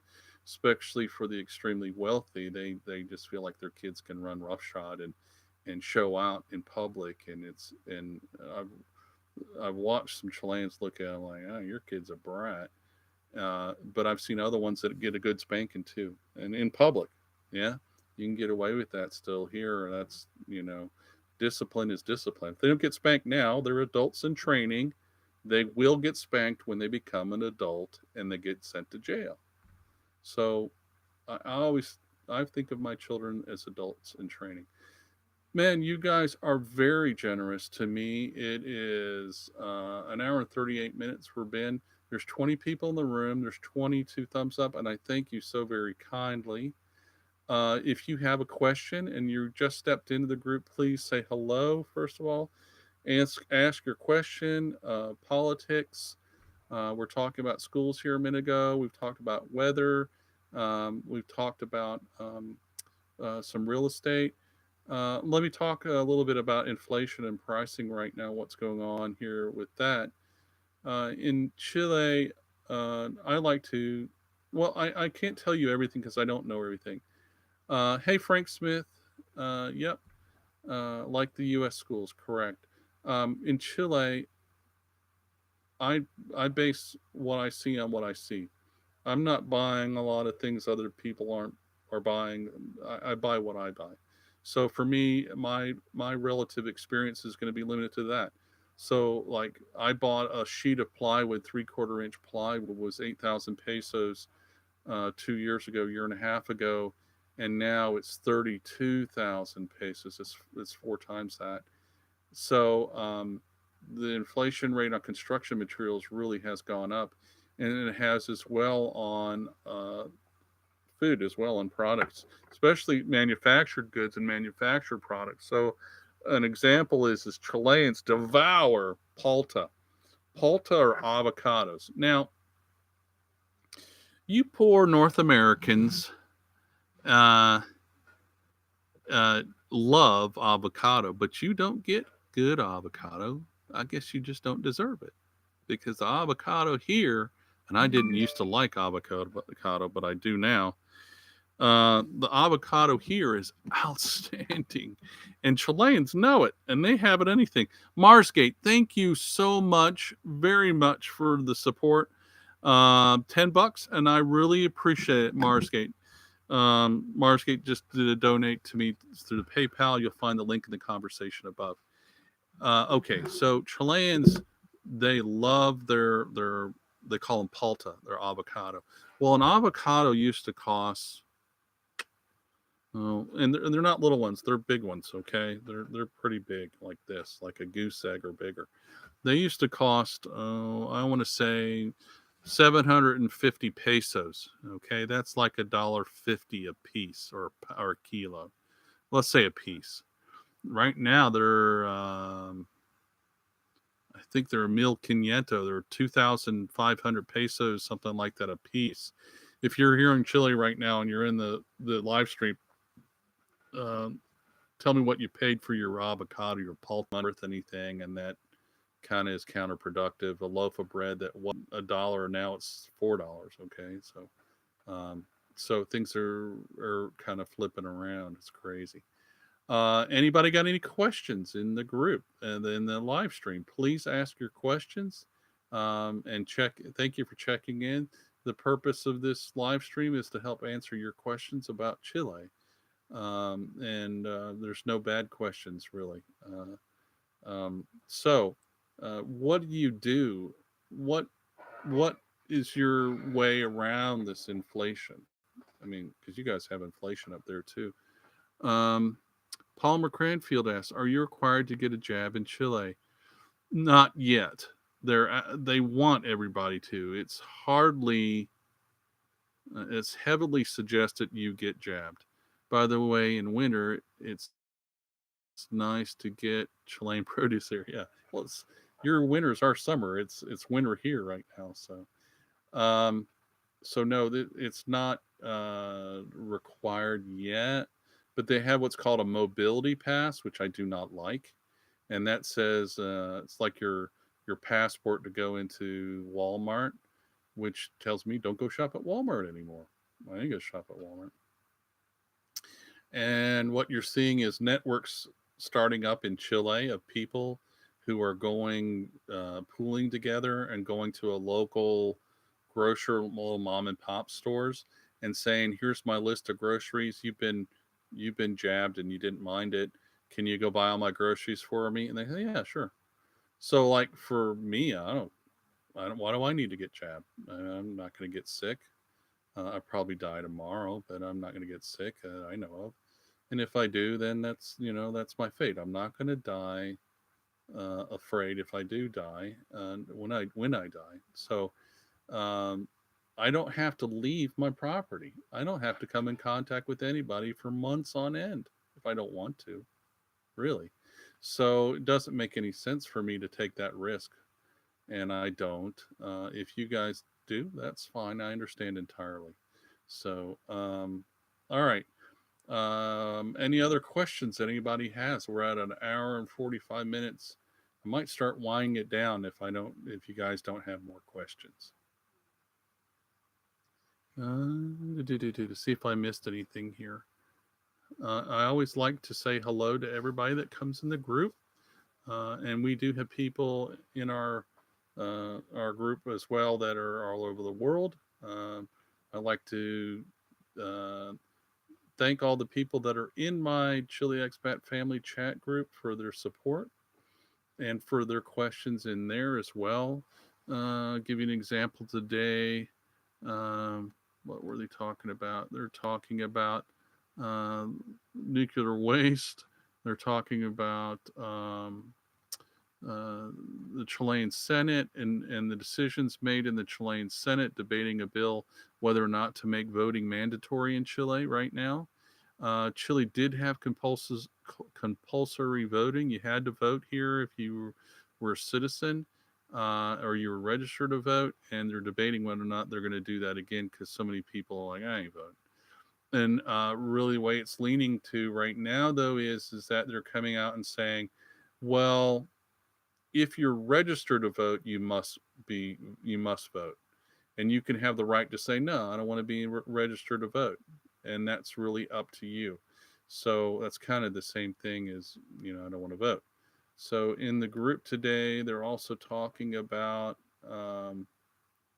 let's see here, the upcoming 18 de Septiembre, which is their big like the 4th of July in the United States, but it's here in Chile.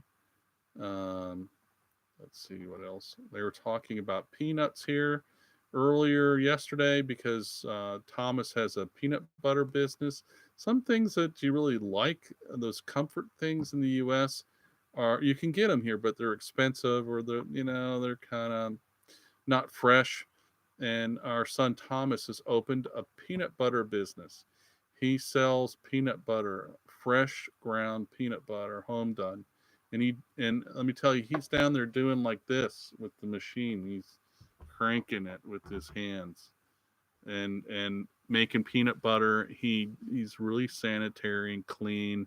He sterilizes and cleans his jars and his lids, and his mom helps him. And he's selling crunchy and creamy peanut butter as fast as he can make it. Marsgate. That's a good question. Marsgate asks, where is your group link? Okay. Here's the rules for my group so you know, all right? There's several quid pro quos to get into the group. And the reason I do that is, well, here I'll tell you. First of all, you have to be a supporting member, okay?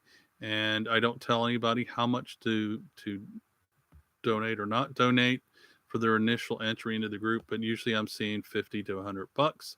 You're expected to donate on a regular basis after not that amount. It's, then you'll need to have an application or a program, an app or program called Telegram, which is just like WhatsApp. WhatsApp is big brother, Telegram is little brother.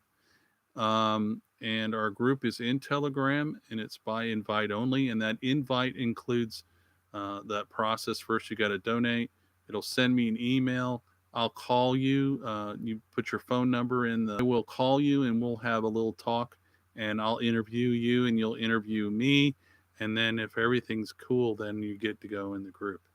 I know that sounds a little snobby, and I'm not trying to be snobby.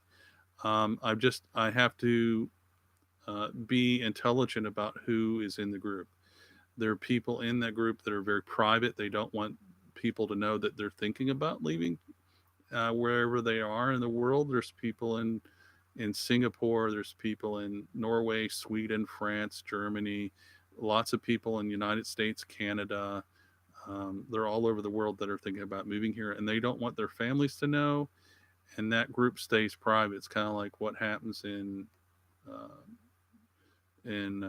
Las Vegas stays there. So I don't put that link up. You have to make a donation. And granted, you did, Marsgate, you did send me, you sent me $10, and I thank you for that. I would look for a donation larger than that to get into the group. And I've become more stingy about that because I've had some people take advantage of me. Anyways, and once that goes, then we have a talk, and you'll be talking to me on the phone. You must have Telegram, though, okay? And Telegram will help you. Well, that's where the group is. That's where we're doing our discussion. And every now and then I do a live stream in Telegram, and we talk about there. The rules of the group are there's no profanity.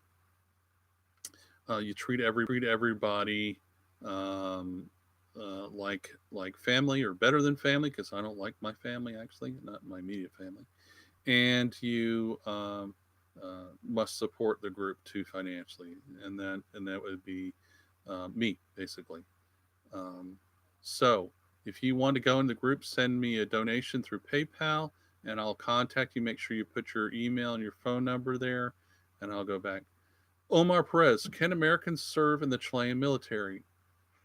Omar, that's a really good question. I've heard yes, and I've heard no. I think yes would be the right answer. I think that most Americans would not want to serve in the Chilean military because they don't pay very much. I mean, it's not really much of a living wage. They have a Navy and they have an Army, and an Air Force, and that's kind of it. They don't have near the money that they have in the U.S. I'll give you an example. Our one son, Andrew, came down with us. We brought 3 of our 6 children here. And Andrew returned back to the United States and went in the Coast Guard. And he's done officer. He's enlisted scumbag. And I was an enlisted scumbag in the United States Navy. We also have another son and he's in Seattle. Andrew's in Seattle, actually. He's on the Polar Star. And the Polar Star goes to Antarctica. This past year they went to the Arctic, the North Pole. And we have our oldest child is our second oldest child.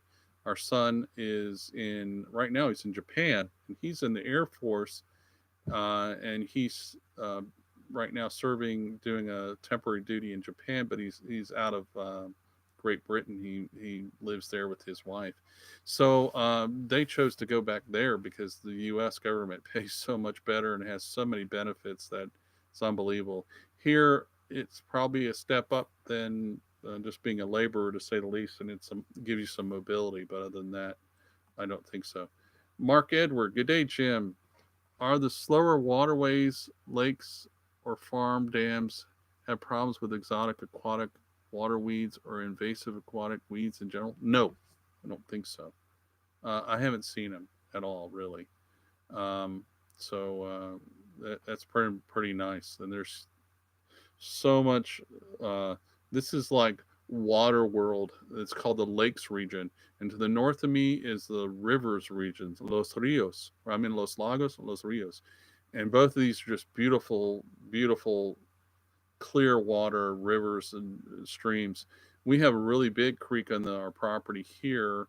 It comes down to a trickle in the really dry summers, but right now it's overflowing its banks because it's been raining for the past week here. So you don't see a lot of dams here, Mark, because there's so many natural lakes here that they don't have them. They really don't have. You don't see a lot of farm ponds here. Uh, and people say, "Oh, you worry about water?" No, we got too much water. That's the water we're worried about. Not enough. I mean, if you're getting 6 to 8 feet of rain a year, that's a lot of water, and that's what we get. Okay. Susanna asks, "You are extremely lucky to live in the Campo." Yes, I am. I agree. Santiago, Antofagasta, Temuco have very different realities with criminal activities. They sure do. I would throw Valparaiso in there too, Susanna. Stay away from the cities. Not a good thing. And you know what? When I first got here, Santiago was a lot safer than it is now. And that's 8 years ago. I've been here 8 years. Um, so stay away from the cities. That's the answer. There's such a huge exodus from Santiago right now, and that has done some funky things, some crazy things to the real estate market in the south of Chile, because all of them want to leave there. They're running out of water. They've been in a drought. I'm tired. I guess you guys are probably tired of hearing me gab, anyways. I appreciate all the support and donations from people.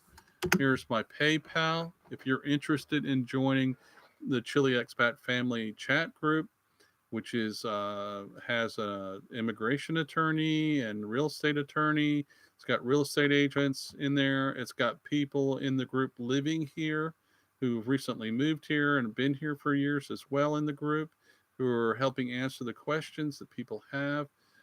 We talk about everything in real estate there. There are two subgroups to that group. One is a property investment group, and the other one is an off topics group where they talk about everything that we don't that's not Chile related, basically.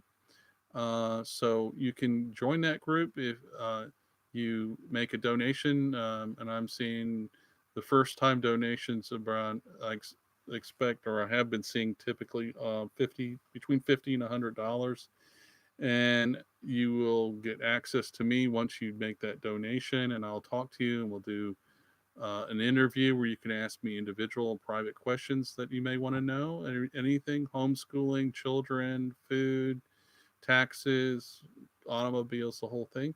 And then if you like me and I like you and it works all right, then you're into the group. Okay. So get your money's worth out of me after I talk to you after the donation. Um, you're expected to continue to support the group as long as you're in there on your honor. There's no profanity in the group. There are no anonymous people in the group. Everybody knows everybody, and what's in the group stays in the group. Uh, if you're married, your wife can be in the group for free. That's because you're the same person, in my opinion, even though you might have a different phone.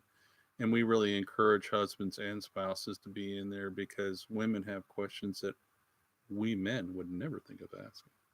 And let me tell you, if you want to move to Chile and you are married and you are a man like I am, and your wife, you better have her in there, or you ain't coming here because she's going to want to know those questions. Yep. So, anyways, I'd love to see you guys in our group. There are 54 families in there right now, all over the world. So, all right, unless I have any more other questions, I want to say thank you and ciao from Chile. And give me a couple of weeks. It might even be a month, and I'll do another live stream. And God bless you all. Thank you for coming by. And I really appreciate your support and your donations that you've given me. Thanks, Marsgate. I really appreciate that. Very kind of you. Very muy amable, as they say here in Chile. Ciao from Chile Expat family.